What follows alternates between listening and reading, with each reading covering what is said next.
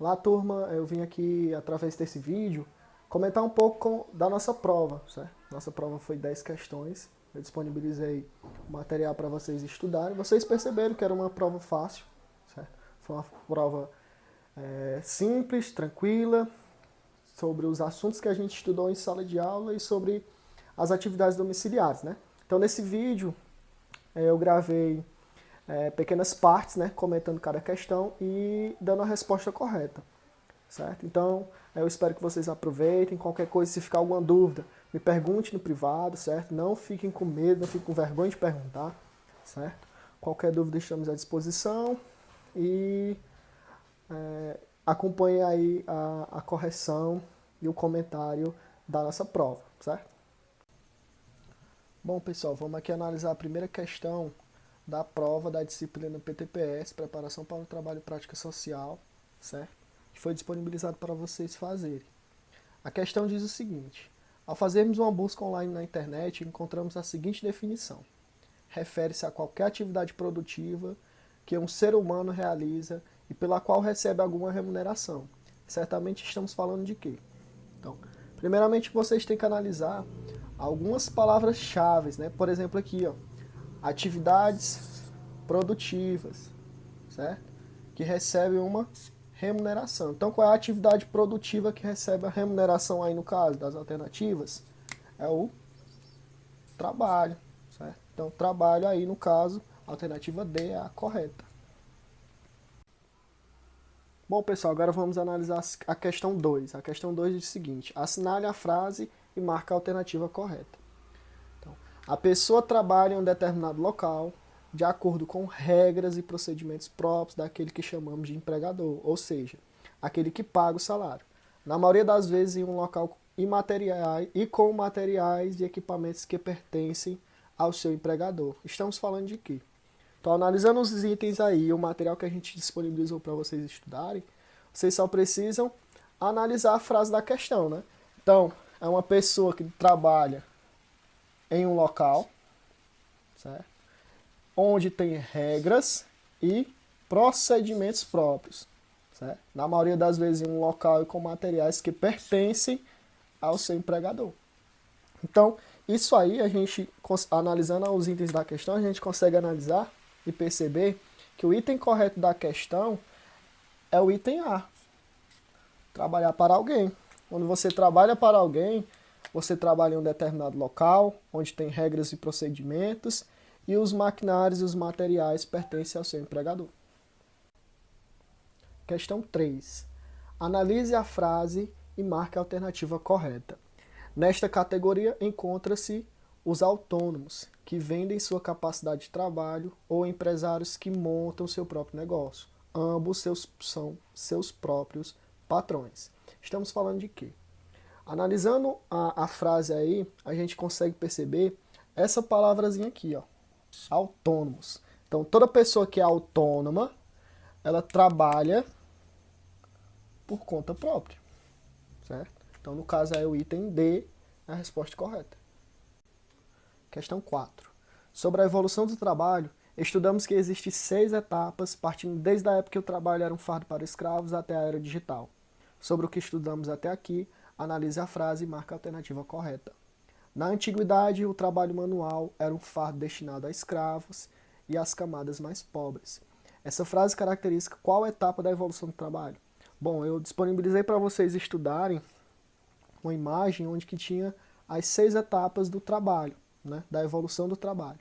Essa primeira frase aqui, que fala que na antiguidade o trabalho era considerado como um fardo, né? Era destinado mais para as pessoas mais pobres, para escravos. Ela caracteriza a primeira etapa da evolução do trabalho. Bom, pessoal, a quinta questão ela tem o mesmo enunciado da questão anterior, certo? Então ainda está falando ainda sobre a evolução do trabalho. O que difere aí é só a frase da questão, certo? Que no caso é no período do Renascimento, trabalhar já não era tão mal visto, né? O comércio já era uma atividade considerada aceitável para as classes mais altas. Então, essa frase aí ela é característica de qual etapa da evolução do trabalho? A resposta correta dessa questão é o item C. Essa frase ela caracteriza a terceira etapa da evolução do trabalho. Sexta questão. Da mesma forma que da quarta e da quinta questão, ela tem o mesmo enunciado, só vai mudar a frase, né? Que no caso aqui a frase é o seguinte: no período pós-guerra acontece uma nova revolução.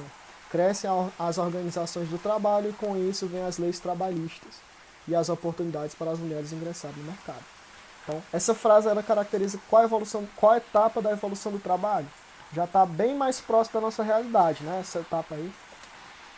A resposta correta desse item é o item E, já que já é a quinta etapa da evolução do trabalho, tendo apenas, como são 6 etapas, a última etapa é a era digital, certo?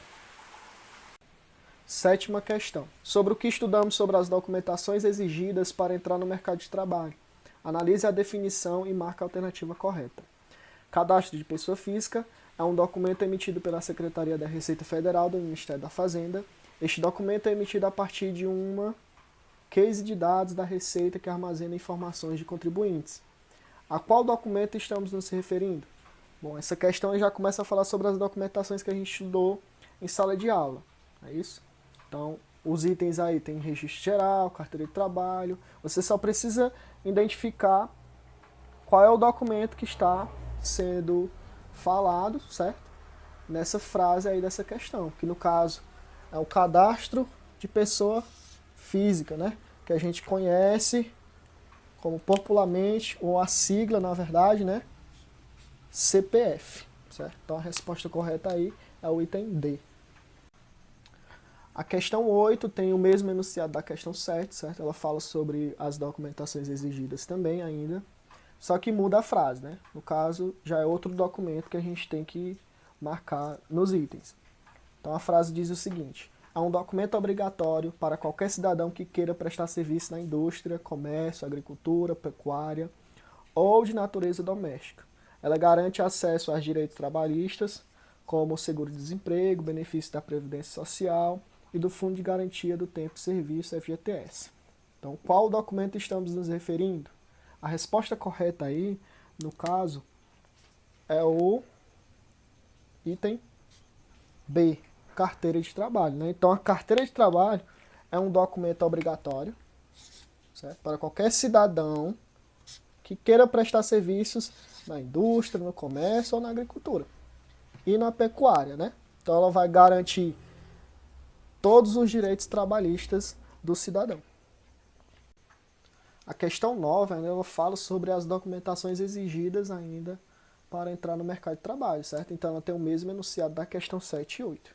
Só muda a frase em questão. É um documento que garante que o cidadão participe das eleições municipais, estaduais e federal. Esse documento tem a particularidade de ser facultativo para os maiores de 16 anos, tornando-se obrigatório apenas para os maiores de 18. A qual documento estamos nos referindo? Então, é um documento que garante o cidadão a participar das eleições. Partindo desse enunciadozinho aí, dessas palavras-chave, a gente já consegue encontrar que o documento falado na questão é o item título de eleitor, certo? Então ele é um documento facultativo para maiores de 16 anos, ou seja, quem tem entre 16 e 18 anos não é obrigatório ter, mas torna-se obrigatório para os maiores de 18 anos. Questão 10. A consolidação das leis do trabalho, CLT, surgiu pelo Decreto-Lei número 5.425, de 1º de maio de 1943, sancionado pelo então presidente, unificando toda a legislação trabalhista existente no Brasil. Complete o espaço com o nome correto do presidente que sancionou a lei em questão. Então, partindo dos materiais que vocês estudaram em casa, o presidente que sancionou e consolidou as leis do trabalho foi o presidente Getúlio Vargas, certo? Então, o item correto aí dessa questão é o item C.